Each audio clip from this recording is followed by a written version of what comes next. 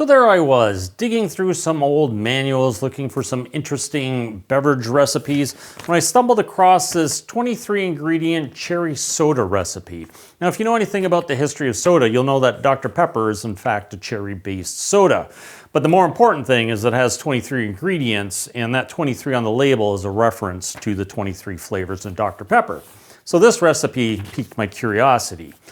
Now, this recipe comes from a book called The New Practical Formulary. It was published in the 1950s, and this recipe, as written, makes 10,000 gallons or 38,000 liters. So it is a commercial product, not something that was made at a soda fountain, but for a bottling plant or canning plant.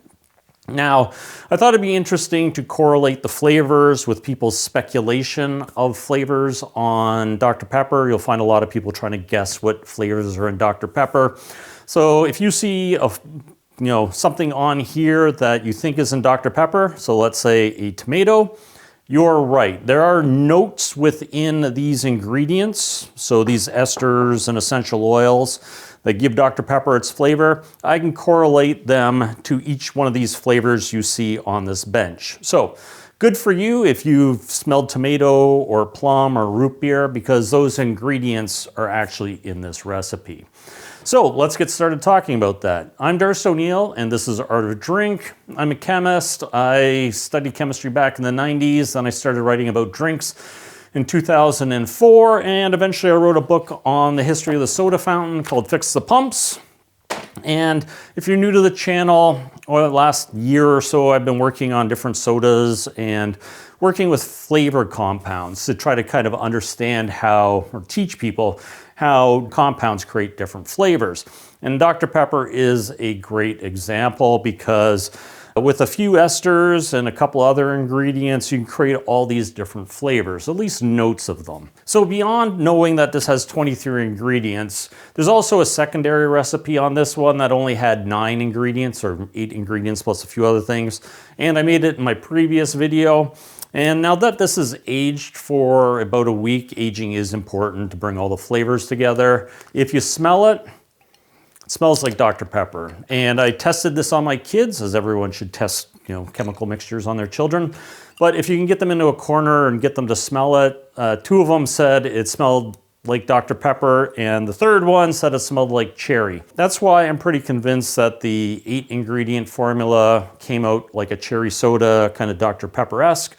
But this bigger recipe with 23 flavor ingredients is probably going to be more, hopefully, Dr. Pepper. With this recipe making 10,000 gallons or 38,000 liters, what I usually do is I make a formula sheet like this and kind of break it down into a much smaller, more manageable thing for home experimenters or bars or hobbyists to make. So if you're interested in actually having a manageable formula, you can go check out the Patreon. I'll have that next week when I actually put this together as a tasting sample. But this week, we're just going to correlate the flavors to the speculated flavors online. So let's get started with that. The first one is benzaldehyde. Now this is that key cherry flavor. It actually comes from the cherry stones or pits, not necessarily the flesh. There's only a very, very tiny amount in the flesh, but in the stones, it is quite obvious. But that's what the key cherry flavor is. Now, there's a secondary interesting 4-methyl benzaldehyde. It's related to benzaldehyde. This one does have that almondy cherry element to it. Sometimes it's called cherry aldehyde. But it's spicier. It's got a little bit of cinnamon in it. It's a lot fruitier. And I quite like this as an ingredient. I think I'll be working more with it in the future. But these two are related. They're both benzaldehydes, just slightly different. Now, the third ingredient in this grouping is oil of bitter almond. Typically, you'd have the cyanide removed or the prussic acid. But the idea is that this just kind of rounds out the flavor. So often with sodas, even though they'd use isolated chemical compounds for the flavor intensity, they'd often work in natural compounds that are concentrated to kind of round out the flavor and give it more a natural flavor profile. So that's what this is for. Only ever use the stuff that has had the cyanide removed from it. That's the kind of the first grouping of compounds, and that's kind of the key cherry flavor. The next group is vanilla. Now, I did a video on how to make your own vanilla extract, and this is pretty much the same recipe. It does use vanillin, which is the key compound in vanilla beans, and then ethyl vanillin, which is the stronger version. It's about 3 times the intensity, the flavor intensity, aroma intensity of vanillin. And then the third ingredient is dihydrocoumarin. Historically, they would use coumarin, but we can't use that in food anymore. So this is a safe compound that does not thin your blood. Now, those are the 3 compounds that you'll find in the vanilla extract video. But it's more concentrated and used in it. It's called a vanilla oil. There is a 4th ingredient that's called vanilloin. So it's got an O in it, spelt below. That one's hard to source, so I may actually have to make it, but it's simply 2 vanilla molecules stuck together. And it's based on the notes that I've read online. It's a fruitier type of vanilla. So I may end up making it to just test it out with this, but I haven't got around to that yet.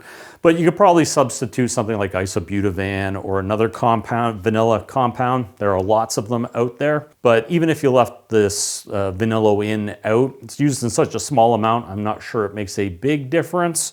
So the 3 key ingredients are vanillin, ethyl vanillin, and dihydrocoumarin. And those will give you the vanilla element that really does fall into the background, but kind of gives that really deep flavor that Dr. Pepper has. So those are the first 7 ingredients of the 23. Now moving on, tomato. This is one that shows up online a lot, and some people disagree, but tomato actually has benzaldehyde and 4-methyl benzaldehyde in it. So very small amounts, but it is present in tomato naturally. And then ethyl acetate is another one. This one is found in a lot of fruits, and we use a lot of it on this channel. It's a basic ester, just a combination of alcohol and vinegar, stuck together. But you'll find this in a lot of fruits. It does give a little bit of a rummy or brandy quality. So sometimes you'll see in the speculation that there's rum in Dr. Pepper. It may come from this and a couple of the other esters. Each ester can show up in multiple different fruits or vegetables or whatever compounds you're using. But for the primary purpose, this one does help with the tomato taste. Now this one, amyl benzoate, this one really does, when diluted to the proper level, because it has an estery green aroma, it really does have a convincing aroma of tomato. There's a perfumer website, I think Wall, and they specifically mention that in a proper dilution, this is convincingly tomato.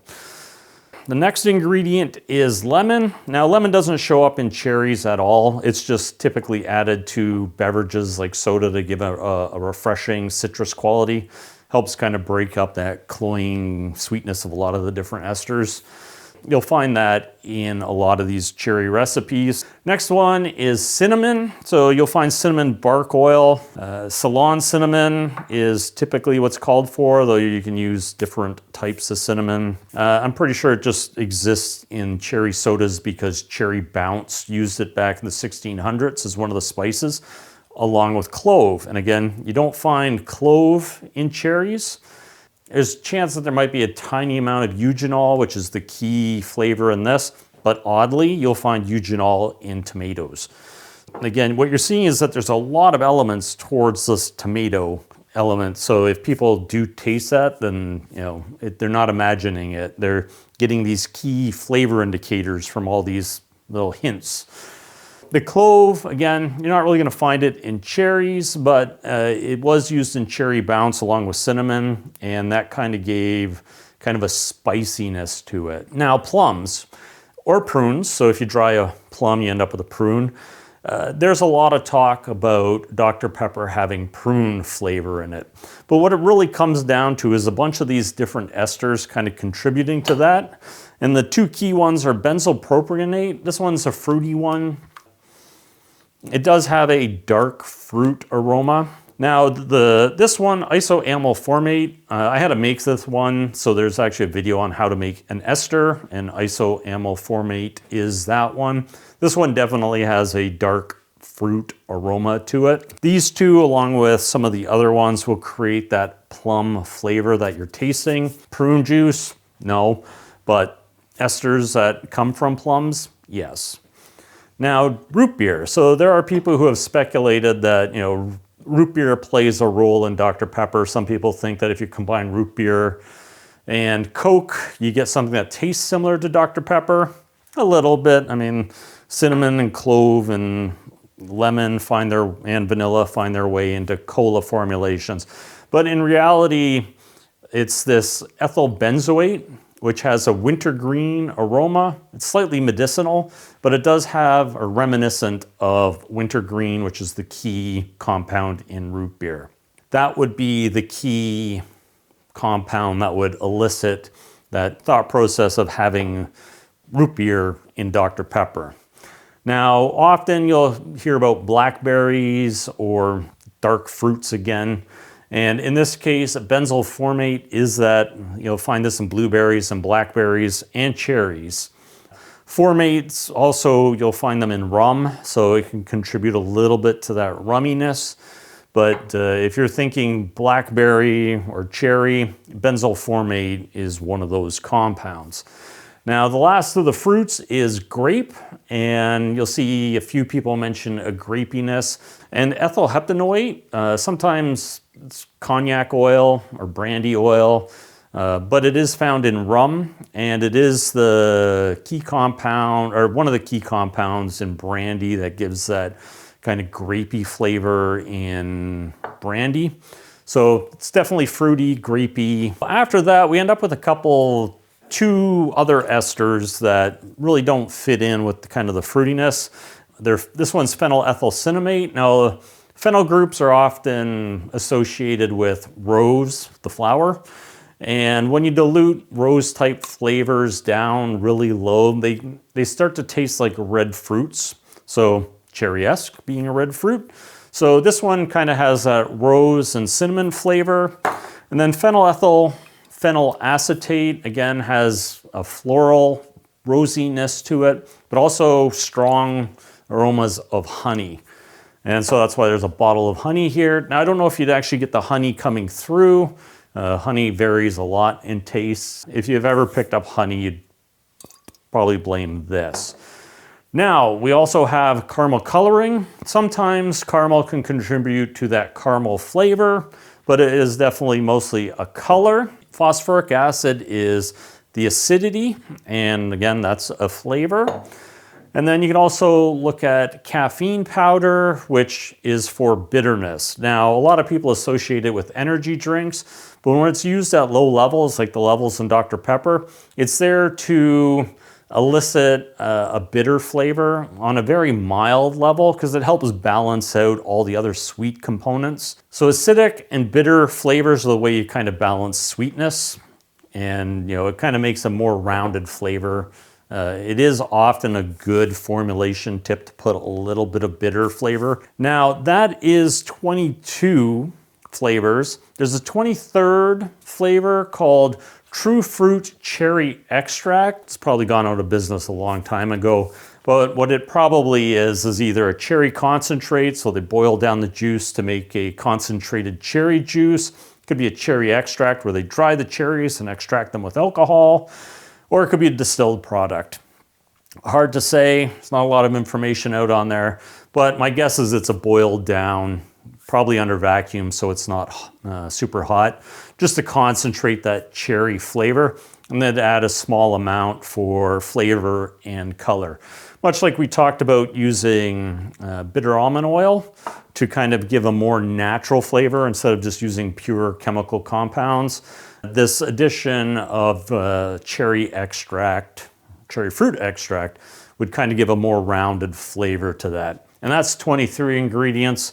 There is ethanol, a very, very small amount to dissolve these oils. There's also glycerin, water, sugar. So depending on how you calculate out what is a flavor, there's roughly 20, there's easily 23 in here. There could be more, could be maybe one or two less, depending on what you define as a flavor. So that is it. If you have comments or questions, or you need to understand something, where something comes from, or a flavor, post it below. I will try to get you an answer. If you're more interested in all of this stuff, support on Patreon is really appreciated. It is what keeps this channel going.